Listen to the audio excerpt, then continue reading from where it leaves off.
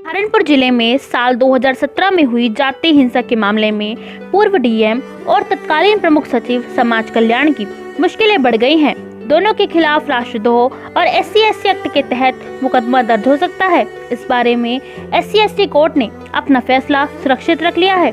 सहारनपुर जनपद के शब्बीरपुर गांव में 3 साल पहले हुई जातीय हिंसा के मामले के दौरान जिलाधिकारी रहे आलोक कुमार पांडे और तत्कालीन प्रमुख सचिव समाज कल्याण मनोज सिंह की मुश्किलें बढ़ने लगी है। जातीय हिंसा में पीड़ित दलित परिवारों को निर्धारित मुआवजा न देने के मामले में SC/ST की विशेष अदालत ने दोनों अधिकारियों के खिलाफ राष्ट्रद्रोह और SC/ST एक्ट के तहत मुकदमा दर्ज करने का फैसला सुरक्षित रखा है। अदालत ने परिवार दर्ज कर सुनवाई के लिए 19 नवंबर की तारीख निर्धारित की है। जानकारी के मुताबिक बता दें कि हिंसा पीड़ित परिवारों को 8.25 लाख रुपए का मुआवजा, 5,000 रुपए महीना मूल पेंशन के साथ बच्चों को स्नातक तक की पढ़ाई का पूरा खर्च और पालन पोषण करने का प्रावधान है। लेकिन तत्कालीन जिलाधिकारी आलोक कुमार पांडे पर जानबूझकर पीड़ित परिवारों को केवल 3-3 लाख रुपए देकर उनके अधिकारियों का हनन करने का आरोप लगा है।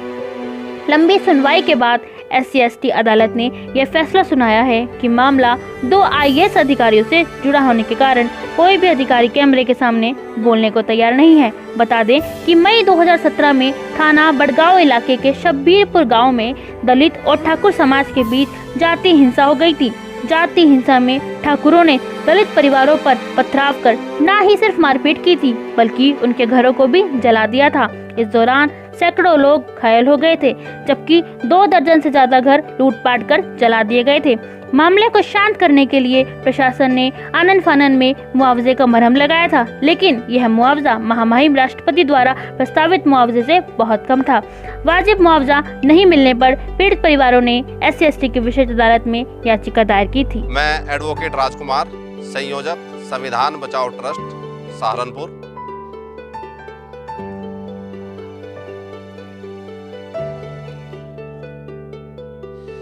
चौदह अप्रैल 2016 को भारत सरकार ने नोटिफिकेशन जारी करके